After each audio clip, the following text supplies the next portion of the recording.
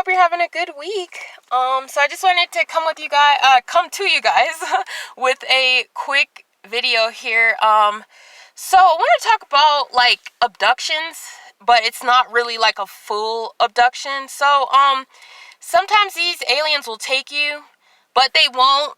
Like, they'll take you and have you on the ship and do whatever, like experience or something, but they won't have it where you're having contact with them or dealing with them. For instance, like, okay, they started taking me and they were just attaching, you know how I said there was that cap that they attached to my brain, and they're doing those like this kind of like it's like a dream state they put you in, but it's like real, like real, like it's like virtual reality, but you can feel everything that's happening, kind of, but you can feel everything that's happening, but you won't die. Like, if you're shot or hurt or whatever, like, you're not gonna die, like, kind of a thing, but it's a stimulation. So, many times I would be at home, like, sleeping, and then I would have what I thought was a dream, but I knew that it wasn't really a dream, that I was taken, but the aliens were not having me talk with them. Okay, so for instance, I one night had this kind of a dream, and it was so crazy, and it was vivid, it was real, it was really real. So I just was on the street, kind of by my house. I was on this street, and next thing I know, this flying saucer's coming towards me. It's up in the sky. It's just this like flying saucer. It's like, whoa. It came by so fast, and the next thing I know, two men got off this flying saucer. It was so strange. It was two men, but they were African men. Like, I'm going to say possibly Nigerian, but they were definitely African. Like, they had, like, big shades on, like, sunglasses and stuff. So, I remember next thing I know, this guy was walking towards me, and I felt scared. And there were also these two, you know, like those trash bins you have at your house, like the recycling bin and trash bin, like, that was there. They started walking towards me, and then I remember, like, freaking out. I don't know, I did something to, like, push the trash bins over, like, to make it so they wouldn't come towards me. Like, they were coming after me. Like, it was really crazy. And then next thing I know, like, I woke up from that kind of dream experience, but I could kind of feel what was being done. Like, if I was touched or whatever, I could feel, like, my body being touched. And, yeah, so these kind of, like, dream type of experiences, I know they've been used to kind of, in a way, like, they'll do this, like, make a really vivid type of a dream to, like, use that to make me feel afraid. Like, they want to, like, basically gang stalk me through my dreams, like, fuck with me through my dreams, like, kind of a thing. So, like, other things that I would notice is, I really notice, okay, so one thing I'm going to talk about is I'm going to talk about this vegetarian and vegan diet stuff. Look online. There's stuff online. If you look it up, there's an article. It says vegans and vegetarians are more commonly abducted for whatever kind of reason. I'm not exactly sure.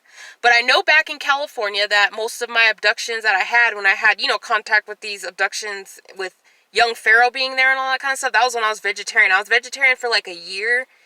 Pretty much about a year. And every time that I ate vegetarian, these abductions would happen. And looking back, I realized that. But it would really happen when I ate a vegan diet. Like, if I noticed that the days that I would eat vegan food, that I would eat a vegan meal or whatever, I noticed that at night, I would be put through this dream thing. I remember this one vivid dream. And I was put in this room, and it was like a doctor's office, and I could feel a Q-tip, whatever items that they're using, I could feel that going in me down there, like a pap smear was being done or something like that. I had other crazy experiences if I ever ate like a day of like vegan food for whatever reason. I have no idea why, but the stuff, it just was crazy. So that made me not eat a vegan diet anymore, like not have any vegan days or anything like that. Or like if I didn't eat, like if I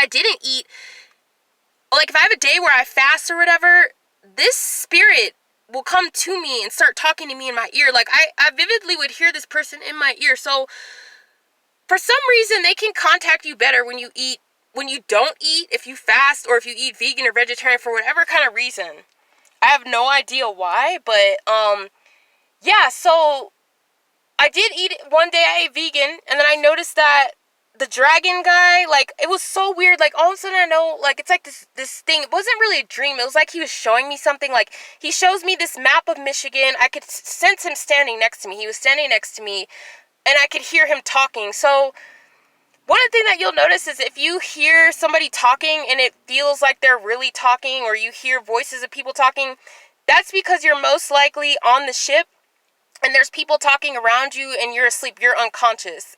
And they could have that, they could be doing that, and they could also have that cap attached, and they're doing, like, they're pretty much, it seems that they're really interested in our dreams and, like, how we react through these dreams. Because like I had said, he put that cap on my head, and he really was interested in doing these stimulations on me and seeing how I reacted during these stimulations. So I think it's more that they want to observe to see how we react during, like, certain everyday situations and certain things that they're interested in.